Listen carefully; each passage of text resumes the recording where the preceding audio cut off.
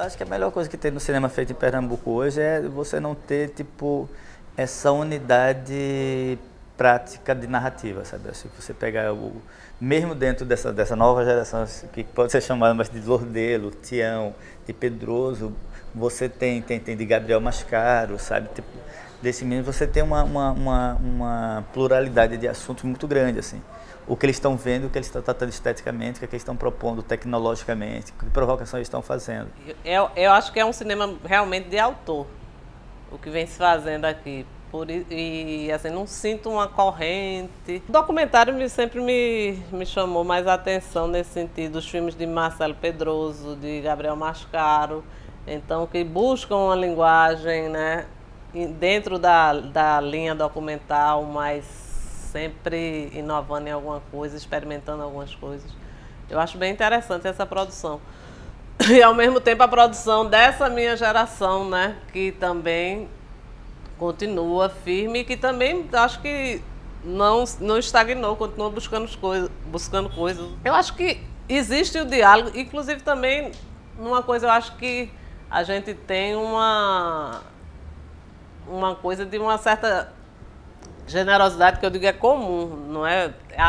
Nós somos os mais velhos com os mais novos, não. Os mais novos com a gente existe uma troca muito grande de informações, a gente conversa sobre os projetos, não é aquela coisa, meu projeto. A interseção, eu acho que está nesse diálogo constante e no respeito mesmo, pela diversidade de cada um que trilha o seu caminho.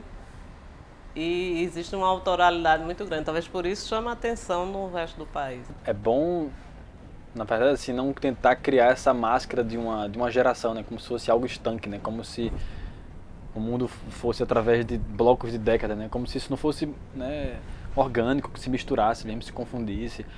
Acho que, pessoalmente, eu troco com muitas pessoas de diferentes faixas etárias, assim, então isso para mim realmente não é uma questão, sabe? Sou muito afim de uma troca com a galera que está chegando, super nova, da faculdade, com estagiários que passam por aqui também, assim como pessoas que eu admiro e que por uma razão tem idade mais avançada do que eu, mas podem ter até comportamentos mais jovens do que muitos jovens que estão por aí fazendo filme, né? Desde o tempo de garoto, ainda começando a ver filme no Cineclube, na faculdade. Então, o Cineclube eu fundei junto com Marcelo Pedroso, Daniel Bandeira, estava direto lá. Kleber sempre foi uma pessoa que me apoiou, que sempre, desde o começo, eu frequentei o cinema da Fundação e eu era um garoto lá e ele estava sempre incentivando, dando filme para eu ver. Mas várias outras pessoas, Antônio Carrilho, e até pessoas que começaram antes, como Lírio, Paulo Caldas, Cláudio Assis, são pessoas que eu tenho, não assim, muita proximidade, mas tenho uma conexão de carinho, de admiração, de alguma...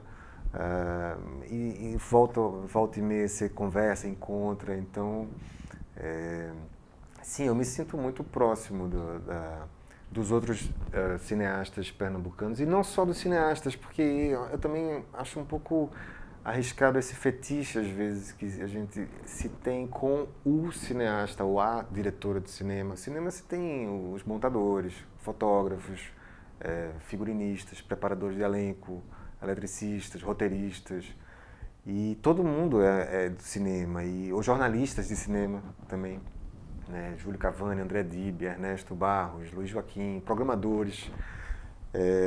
Então, todo esse pessoal em Recife também, como é uma cidade gigante, né? A gente se conhece, troca informação, torce pelo trabalho do outro, critica às vezes, fala mal, fala bem. Eu acho que isso flui muito naturalmente e eu fico muito animado, entusiasmado que haja uma pluralidade também. Acho que a cidade amadureceu também nesse sentido de que se talvez antes, pela ausência mesmo, pela dificuldade que era começar, talvez existisse um pouco mais de tem que ser assim, tem que ser assim. Hoje eu sinto uma riqueza, uma pluralidade, uma curiosidade mútua pelo que está se fazendo, e nenhum policiamento ou dificuldade de entender e incentivar o trabalho das outras pessoas. Assim. Em termos de aceitação, a crítica em geral no Brasil respeita muito a produção feita aqui. A questão do público é que talvez a gente ainda tenha alguma coisa para conquistar, mas na cidade do Recife eu tenho percebido um aquecimento muito forte em relação a essa ideia de ver um filme pernambucano. Para vocês terem uma ideia, 10 anos atrás eu vi Amarelo Manga no Festival do Rio pela primeira vez e era tão inédito, era tão estranho e tão incrível ver o Recife numa tela de cinema em Cinemascope, que eu ainda lembro da sensação. Hoje, 10 anos depois, o Recife, a gente já tem uma relação muito mais treinada e muito mais comum e natural de ver o Recife no cinema.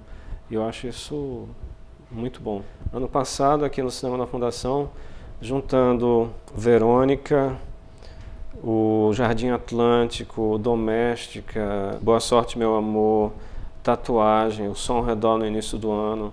Juntando tudo isso, 22 mil pessoas vieram ver esses filmes. Ninguém veio ver esses filmes por pena, eles vieram porque eles realmente queriam ver esses filmes. Então, numa sala que por ano atrai 60 mil espectadores, 22 mil é um terço, eu acho fantástico, assim. É como se... Eu tenho 45 anos agora e eu lembro 20 anos atrás, quando eu estava na faculdade, a ideia de cinema pernambucano era uma coisa muito distante, né? Então, 20 anos depois, você tem uma produção que é real, né? Você tem filmes que são reais, é um interesse real pela produção aqui, e são filmes que têm mostrado muita energia, muita força. Eu acho interessante localizar-se em Pernambuco, porque Pernambuco no Brasil, ele não é o grande centro assim, econômico do país, né? A gente está na periferia do país e periferia do mundo, né?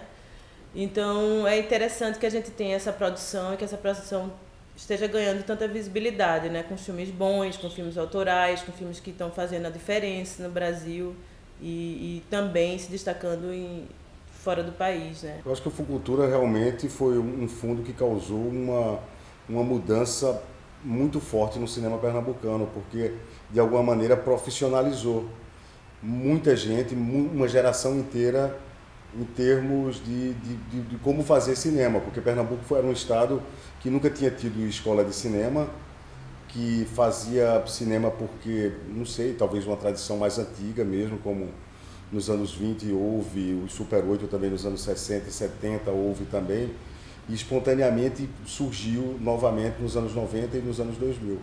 A Fucultura foi uma medida, eu acho, do governo muito louvável, de ter investido nessa atividade artística que, de alguma maneira, está tendo uma resposta muito positiva. O que aconteceu foi muito fruto, eu acho que majoritariamente, de uma organização da classe, que se organizou e começou a reivindicar coisas, porque, afinal, a gente tem acesso a um dinheiro público, né? Um dinheiro que é de todos. E a classe se organizou, a classe se mobilizou e, de alguma maneira, esse foi o grande avanço para o que hoje a gente tem, que é o Fucultura. Comparativamente a outros estados do Brasil, né, é um dos mais ricos fundos de cultura associados diretamente ao audiovisual. E, de fato, essa é uma perna, né, uma ponta do sistema extremamente, né, importante. Mas eu insisto, ela não é a única. Se fosse apenas um fundo... Por exemplo, outros estados têm fundo de cultura associados ao audiovisual e eles não têm a mesma dinâmica do cinema de Pernambuco. O que é que explica isso? Explica que não basta apenas o fundo de cultura. É preciso haver outras pontas, outras esferas atuando em sinergia. Então, assim, de certa maneira, o fundo é essencial, mas ele não é suficiente. Ele é essencial, precisa ser mantido, precisa ser transformado em política de Estado, mas ele é apenas uma parte daquilo que explica o sucesso do que a gente chama de cinema pernambucano. Todos os meus filmes, eles são muito dentro de um repertório que eu já desenvolvi há muitos anos com o meu exercício de artes plásticas, né? Então eu costumo levar o que eu já vinha desenvolvendo para o cinema e, de uma certa forma, isso para mim é natural. Cada filme, na verdade, é um projeto, né? Tem suas particularidades, assim. No Amor Plástico Barulho, por exemplo, eu vejo a cidade, eu vejo a Zona Sul através do subúrbio, do bairro popular. Então eu estou vendo sempre por trás.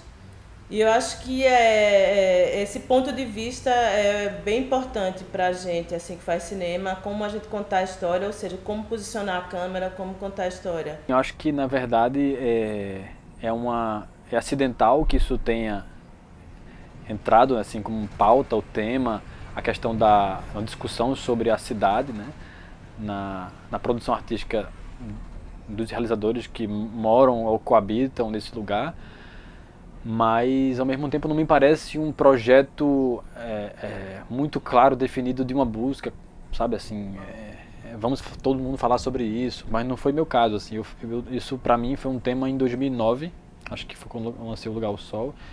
Eu filmei, eu acho que em 2007, não lembro muito bem, 2006. E, enfim, para mim aquilo foi uma questão muito, muito forte naquele momento, mas na minha pesquisa eu tenho, de alguma forma, trabalhado com outras questões do momento, assim. Eu acho que tem um fator interessante aí. Não houve em nenhum momento da história recente do cinema pernambucano uma reunião numa sala, num auditório, numa mesa de bar, onde todos os realizadores, ou grande parte deles, chegou lá e ficou decidido que a partir de então todo mundo estaria abordando temas urbanos, né? A situação de espaço público, privado na cidade do Recife. Nunca houve isso, mas aos poucos a gente começou a olhar assim por cima do ombro e olhar para cá, e todo mundo estava desenvolvendo algum tipo de abordagem sobre esse tema. E mais uma vez são abordagens completamente diferentes. Você tem Praça Walt Disney, que é um ensaio, você tem o Recife Frio, que é um falso documentário, Um Lugar ao Sol, do Gabriel Mascaro, que é um filme, um documentário, um depoimento muito crítico. E eu acho que o que acontece é que as pessoas estão em sintonia, de uma certa forma, né? Essa sintonia é importante que ela exista, porque, de qualquer forma, é uma geração que está fazendo cinema, mas também é muito importante que os filmes sejam diferentes, né? Que eles se completem, né? Até quando vai durar essa, digamos, essa efervescência, originalidade, a gente não sabe. Pode ser que permaneça, né? Enfim, que isso seja, talvez, essa característica dessa produção local, porque, de certa forma, me parece também que ela está um pouco desamarrada, né, desses compromissos que talvez outras produções tenham, né? Outros cineastas talvez estejam presos, sobretudo os cineastas do Rio, de São Paulo. Mas assim, a gente não sabe, né? Até quando. Pernambuco hoje tem dezenas de cineastas.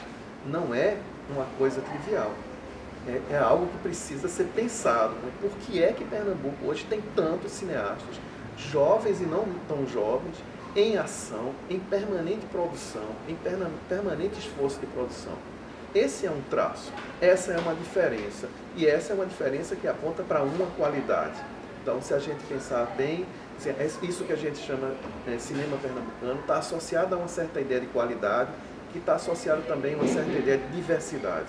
E tudo isso junto com esse sistema todo funcionando azeitadamente é que explica isso que nós estamos vendo agora.